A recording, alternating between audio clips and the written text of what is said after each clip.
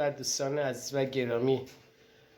الو الو، انواع اقسام الوها رو در سراسر دنیا میشنوید و نمیدونید که از کجا اومده. شاید هم عده‌ای بدونن، ولی اینو بهتون بگم که الکساندرا لولیتا اوسوالدو معشوقه الکساندر گراهام بل بود که اولین خط تلفن رو به خونه معشوقش کشید و اسمشو همیشه میگفت الکساندرا لولیتا اوسوالدو.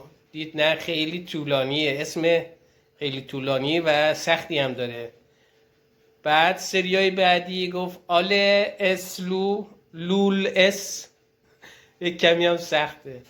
بعد دید نه، خیلی طولانی تره، فقط همون الو رو گفت و مردم فکر کردن که باید حتما الو بگن و اینجوری شد که الو همیشه اول تلفن زدن همه ماها میاد. خدا نگهدار شما.